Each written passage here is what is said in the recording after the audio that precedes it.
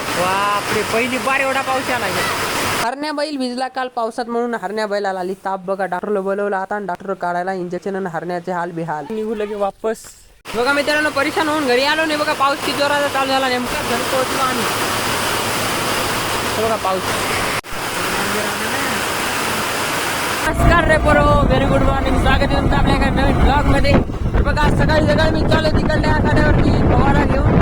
हे बघा फवारा आहे पाठीवरती आणि आज आपल्याला फवारा तिकडची सोयाबीन तणनाशक आणि कोळपायचा पण सोबत सोबत. तर ब्लॉग कंटिन्यू बघा, नक्कीच आज पण मजा येईल तुम्हाला.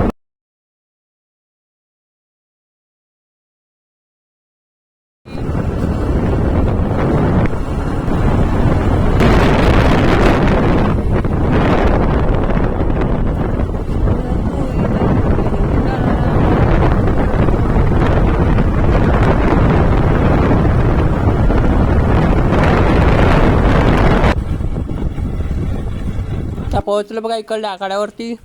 काल पावसात भिजला आपला हरण्या बैल, तर आज हरण्या बैलाला आली ताप. आणि बघा डॉक्टर केवढाले इंजेक्शन घेऊन आला आपल्या घरी. डॉक्टरला बोलवायचंच काम पडलं कारण हरण्या बैल चाराच खाईन आणि डॉक्टर करायला इंजेक्शन तयार. तर हरण्या बैल बघा कसा बघायला त्यांच्याकडे भीतीने. एवढ्याले इंजेक्शन पाहून फाटली म्हणजे बघा. आणि डॉक्टर बघा कोणकोणते इंजेक्शन द्यायला. ताप आली, सर्दी झाली त्याला, त्यामुळं तर 4 इंजेक्शन असे हरण्या बैलाला द्यायचे. हरण्या बैलाचा चेहरा बघून तुम्हाला वाटत असेल की तो किती आजारी पडला आहे. तर हे बघा आता 3रं इंजेक्शन डॉक्टरने तयार केलंय.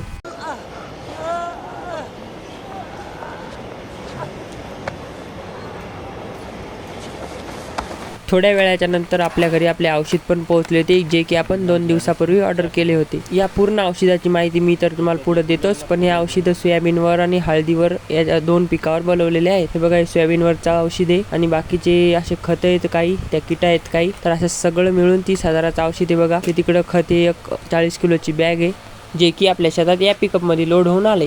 सकाळपासून 2दा अडचणीत पडून आता 3ऱ्यांदा आपण डबल कोळपे धरले. सकाळपासून अर्धा एकर रान झालेलं आहे आपलं. आता अर्धा एकर राहिलं, तेवढं हाणायचं, नंतर मग सुट्टी. हमने गरीबी देखी है, हमने गरीबी देखी लाला.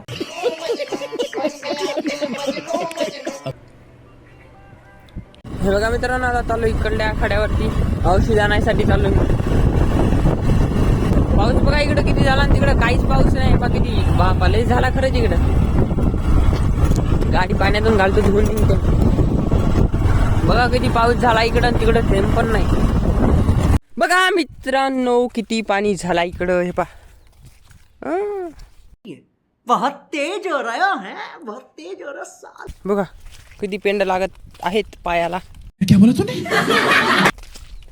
खूप पाणी झालंय बघा. साचलं कुठं कुठं. रोड म्हणजे रस्त्यावरती साचलं, बरं इकडं रानात काय नाही. हे बघा किती साचले. मला औषध घेऊन निघू लगे वापस.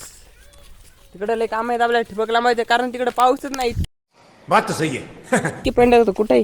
गाडी निघली डायरेक्ट आपली रस्त्यावर. हे बघा मित्रांनो आता औषध घेतलं ना, आता निघालो परत तिकडल्या आखाड्यावरती. तर भेटतो आता तिकडे गेल्यावर. बघा आता चाललो आम्ही परभणीला. तर कशासाठी चाललो ते तर तुम्हाला समोर कळलंच. मी बघा परभणीत पोहोचलो आणि परभणीत पोहोचल्या महात्मा ज्योतिबा फुले आणि सावित्रीबाई फुले यांच्या चौकातून यांचं दर्शन घेऊन आम्ही निघालो बघा इकडं नव्या मोंढ्यात आलो. गंजराज ट्रेडर्सवर आपल्याला न्यायचं इथून खत आणि औषध. तर औषध आपण शेकेत घेतलं, खत युरियाच्या थैल्या घेतलं. सांग नका कोणाला बरं इथं खत भेटायला म्हणून. आणि मग काय थोडंफार पेट्रोल टाकलं गाडीत आणि लगेच वापस निघायचं. की हे बघा किती आभाळ आलं. तर कोण घेतले म्हणतच आपण खात चालू एन्जॉय करत मस्त. दाजीन मी ऑटोत टाकून दिलं खत. बघा मित्रांनो परेशान होऊन घरी आलो नाही. बघा पाऊस किती जोराचा चालू झाला. नेमका घरी पोहोचलो आम्ही. बघा पाऊस चालीत खत टाकलं, पाऊस किती जोरात यायला बघा. बापरे, पहिली बार एवढा पाऊस आला. गाडी इकडे घेतो थोडी. गाडी भिजायला.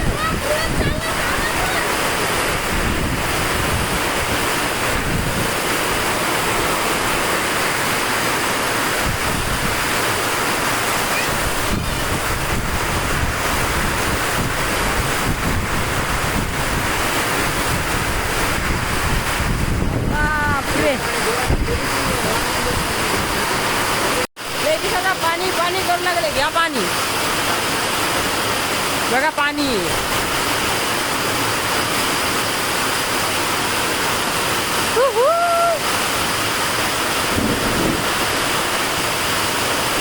शेवटी पावसात झाले बेहाल.